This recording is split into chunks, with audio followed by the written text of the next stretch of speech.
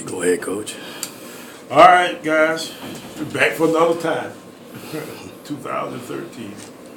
Looking forward to it. It's been a long camp, been a productive camp, and I think one where we got the kinds of things done that will give us a chance to continue to develop as we go through these first 3 or 4 games. So this is a big game for us. We play Coastal Carolina at home this week, and it's a lot of excitement around here. It's been a long time since we've opened at home this way, so I'm excited about that. I think everybody else is too. So, I'm looking forward to seeing, how a crowd turns out and how excited they are and how much noise they can make and all that kind of stuff. So, looking forward to the weekend. Just, Coach, how important is this first game, just from a momentum standpoint, just to get the season off on a better start than last year? Well, it's big. Anytime you have a ranked team of this kind coming in to play you at your place, then you need to put your best foot forward. And all the posters and all the people who have anything to say about championship subdivision football will be paying attention to this game. So we need to do a good job of making a good impression this weekend. The fact that Coastal is 14-0 against current and former MEAC teams, how much do y'all feel as though y'all carrying the mantle as well with the conference? Well, a bunch. Anytime you got a crowd that's kind of had its way with us that way, you're always looking for an opportunity to see if you can break that string. So now's the time. These guys are really good, but I think our guys are excited about giving it a shot. So they got to bring some, and we got to bring some. We'll see what happens from there. What do you expect from this Coastal Carolina team?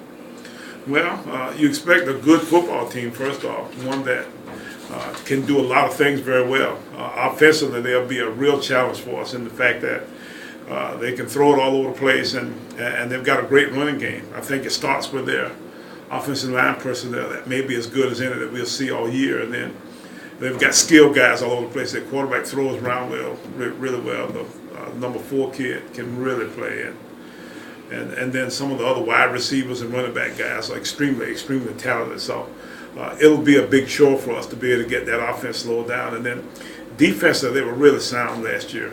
They lost some personnel from last year's team, but they've got a good core group of inside guys back. They got one of the better defensive tackles that we'll play, and both their inside linebackers are really good. So you can expect us to have have a tough time handling them up inside that way. And then they've got a great idea about how to do some things in their secondary. And although they don't return as many guys on defense as they do on their offense, they've got a great idea about how to do it. So I think they'll play good defense against us. They talked earlier this week about the fact that they have several new starters in the secondary, that there's a concern there. Do you think this receiving corps could be able to take advantage of that? Well, let's hope so. That will be a matchup that you would think that we maybe have a chance to have somewhat of an advantage with. But you don't know exactly when you start talking about how guys develop over the off season. There's so many unknowns when you play that first game of the year that you don't know sometimes. What a guy's done that way. So yeah, they'll be somewhat different back in the secondary, but you can anticipate them being really, really good back there. So it'll be interesting to see exactly how we do match up against them on Saturday. On the flip side, they have a senior receiver in Matt Hazel, who's gotten comparisons to a guy the last time you faced Coastal you had to deal with here in Jerome Simpson. Yeah, that's a bad memory for us. He caught a ball here to beat us right at the end of the game here, but we've got a good idea about the kinds of things that Matt Hazel will try to do to hurt us. And he's one of those kind of guys that you kind of have to have an idea where he is at all times, because he's a feature style kind of receiver that way. But if you key too much on him, then some of the other guys, they've got 2 other really good receivers. They got a transfer, and they got a little kid that's one of those little guys like used to play for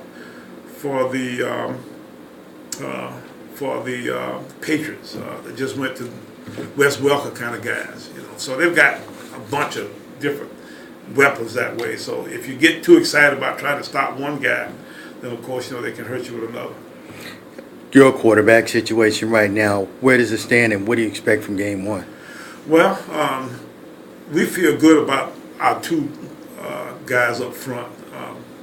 Richard Q and Tadarius Wiley have both had good camps, and there's been times when we actually thought about maybe playing Tadarius a bunch. He hadn't played quite as good in the last week, but had a pretty good practice this morning, and looking like he's getting back to that guy that we saw earlier in camp. And Richard's kind of separated himself a little bit here in the last week, and we think that both guys will play some Saturday night.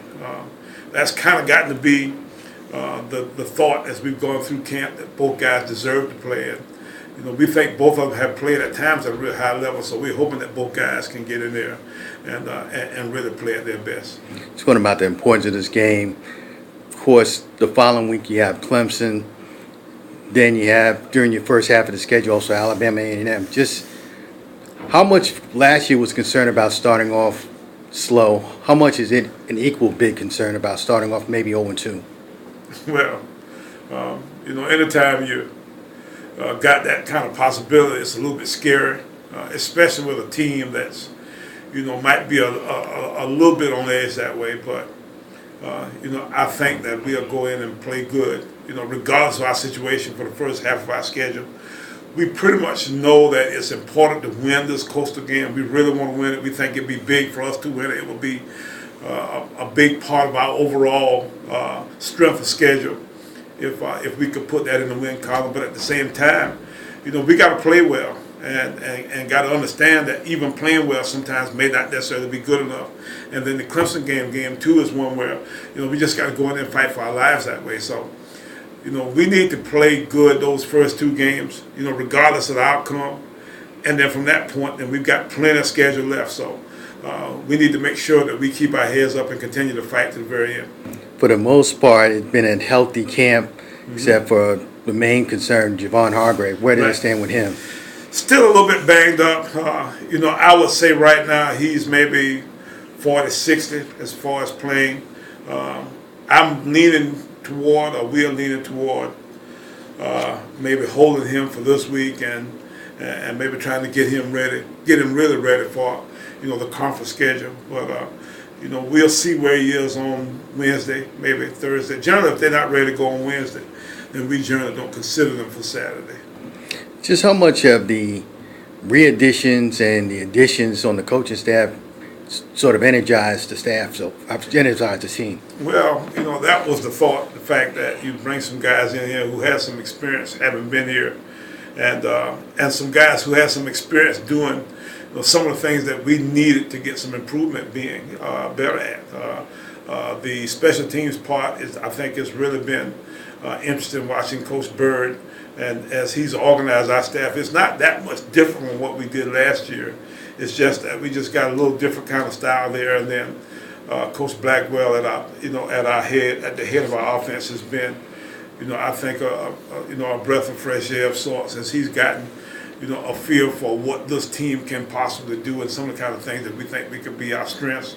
And then it's always a little bit of a change when you move guys around the way we move Coach Lewis and Coach Chambers. So, I'm excited by what we've seen so far and how our guys have meshed together, as far as how they've gone about their daily ways this way. So we'll see how it goes when we get a little pressure put on us, because you don't ever know exactly how it's all going to pan out until you get under the fire.